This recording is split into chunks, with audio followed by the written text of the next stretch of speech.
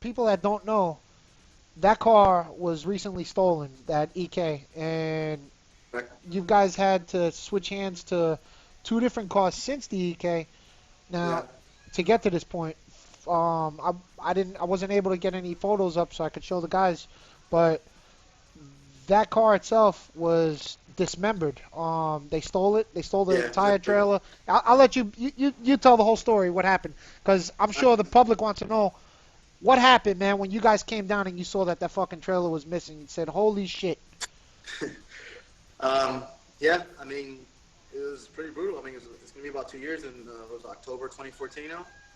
Um, don't quote me on that because, like I said, my memory sucks, with dates and stuff. But basically, basically we were going to an Orlando event, just like what happened this weekend. And, we got there Friday night. Where we're going to act. We usually go. We're going to get there Friday night and test. But it rained out that Friday night, so they closed the track early. So usually, we left a little later than usual Friday. So we got, by the time we got to the track, since because of the rain, the track was actually closed a little early. We got there, I want to say like around 8 or 9. So we had to take the trailer to our hotel, and that's, honestly, that wasn't a big issue because we've taken our trailer. I mean, we've traveled all the time. We've taken our trailer plenty of times to hotels, and it's never been an issue. We've Yeah. never would have thought someone will steal it or whatever, or we just never really thought about it. We made sure everything's locked up and Was it all on that the stuff. goose, But or did you guys leave the trailer? You just left the bed parked and you guys took off in the truck? no, it was hooked up to my truck. It was hooked up to my truck. So whatever. I mean, I parked. I remember I was the one to park the truck and trailer in the parking lot while Damien was checking in the hotel, and that was it. We went upstairs. We went to sleep. We didn't think anything of it. Next morning, we're going downstairs to leave, and we're walking outside, and I turned the corner. I mean, obviously, Damien didn't park the trailer or truck, so he didn't really know what it was. He was following me. And, we turned the corner, and fuck, I just saw my truck with no trailer. I was like, what the fuck? I just stopped in my tracks, and I was like, you gotta be fucking kidding me. I said that, like, literally, like, out loud. And he's like, what happened? And I was like, dude, the trailer's gone. He's like, no fucking way. And, because, he didn't know where it was. I was like, dude, look, that's my truck. There's no trailer right there. And that's how it started, man. I mean, that was a fucking that was a Yeah, I could fucking only awful imagine, weekend, man. dude. That must And have felt like, besides that, I sold my Mustang, the 2JZ Mustang, the black one. yeah. I sold the Mustang that week also. So I had taken a deposit on the car, and the agreement was with the new buyer was, we're gonna meet halfway. This guy's coming from Dallas, so the halfway point for me and Dallas, we agreed to meet up like in Panama City. So he gave me a deposit for the car, and so the agreement was like that Monday to meet up with the Mustang in Panama City. So man, it was a long fucking weekend, dude. So we spent Saturday and Sunday trying to look for the car, and then I had to go back home, and I took my kids with me to the track. They're at my mom's house because usually when I go to Orlando events, my mom lives up there, and they go watch me and whatever race and stuff. So my kids were up there, and they had to go to school Monday, and then Damien's fiance was there also. She had to work Monday, so I had to take everyone home, borrow a trailer Sunday night, load up the Mustang by myself because Damien was still in Orlando trying to like follow leads and stuff and find the car, and load up the Mustang and fucking go to Panama City. Like I didn't sleep for 24 hours at least, and then make the deal with that and then head back home. It was just a disaster, bro. Like in every form, it was rough. So, from the time the car got stolen till the hmm when the car was found, how long was it? The car got stolen on a Saturday morning, and we found the car. If I remember correctly, I think we found it that Sunday, the following Sunday or Monday. And it was in We pieces, right? It was in pieces. I'm not gonna say how we found it because that's kind of Uh, private. gotcha. But we found the car, and you know that it goes from there. What about the trailer? I mean, not The just the trailer we the weren't the trailer we weren't too concerned about because it was insured. It was insured for the trailer, not the contents. gotcha. So we didn't really, if we found the trailer, great. If we didn't find the trailer, like whatever. Because It wasn't a a lot of big deal. people just see the car and stuff, but I'm sure Yeah. you had at least a box or two with you. I mean, our entire race program was in there. I mean, we had our tools. I mean, literally, what we do is we roll the toolbox out of Damien's. I mean, Damien has his shop. I have my shop. I have a ToyoWorks Service Center, and Damien has TDautowerkes.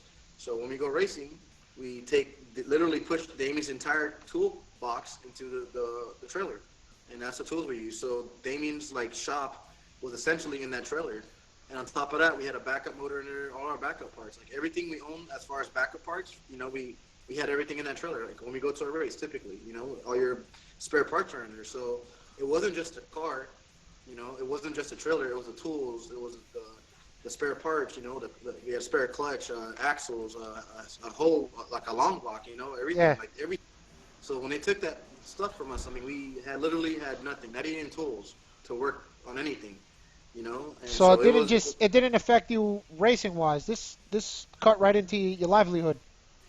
yeah, yeah, yeah. I mean, go Damien's livelihood. I mean, it's for Damien's shop, you know what I'm saying, at the end of the day. But still, it's still, you know, he's like my brother. So at the end of the day, you know, it affects all of us, you know. And Yeah. you know, it just sucked, you know, it just sucked. So I mean, it was a big deal, man. At the end of the day, like, you know, it's I don't wish that on anybody, man. And on top of that, the sentimental value the car had, and you know, it was like, man, I can't even, like, even thinking about it now, just that feeling that came over us, man, it's something I don't wish on anybody, man. Like, it sucked.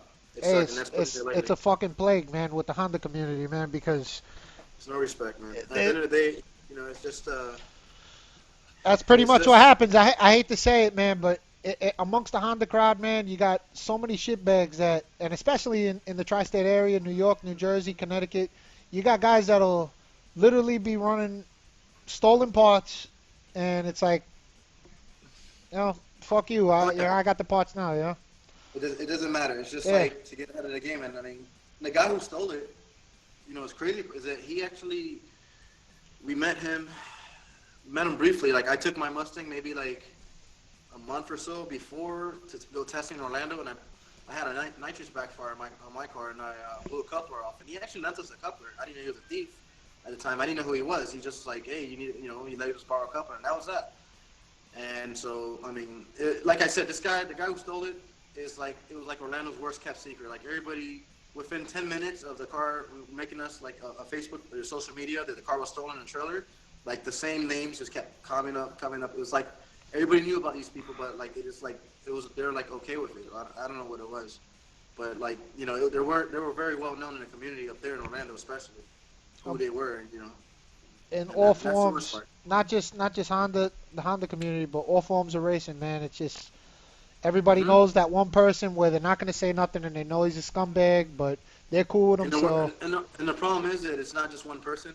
yeah, It's all the people that know about them, and they do business with them, and you know, they know who they are, you know, and they're still racing now, that's you a know. message to all you fuckers. Whoever you are, we know who you are. Yeah, we know, and we Pieces still of know who we shit. are. We still know who we are. You know, like at the end of Yeah. the day, like it doesn't. You know, it is what it is, dude. I mean, you know what? It all comes back around, dude. That's for sure. I can tell you that no matter what, man.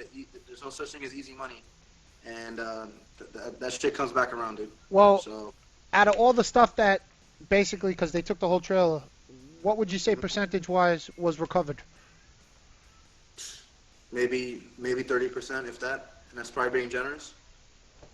I mean, not a lot, not a lot at all. I mean, the whole long. I can tell you, like, the expensive shit.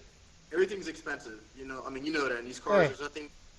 You know, everything comes Not five, only ten that, it's the thousand. fabrication that you guys put into that car that you're never gonna get back, man. It's Yeah, yeah, but I mean, like, the big shit, like the long block, the PPG, the transmission, the turbo kit. That stuff is still missing. Like, we never recovered that stuff. We got dumb shit back, like, you know, like intercooler and small stuff, man. A fuel pump, like marginal stuff, man. But the accessories. very, yeah, nothing, bro, nothing. You know, I mean, don't get me wrong, it was nice to get it back. But the big stuff, like like the engine, where the money's at, you know, the transmission, an $8,000 transmission, you know, with a carbon tilting, you know, that stuff. Yeah. You know, that stuff we never recovered it. You know, that stuff is still out there, and you know, I wouldn't be surprised is you know, on some It's of in the race another cars. car. Yeah, and I know it. I'm sure it is. You know, that stuff doesn't disappear into thin air. You know, so I mean, And also, the engine's gonna be we're not. Joe Look, Schmo running it. at the end of the day, we're not stupid, man. You know what I'm Yeah. saying? Like, you know, it is what it is. That's Well, just one of those things that, you know, the harsh reality.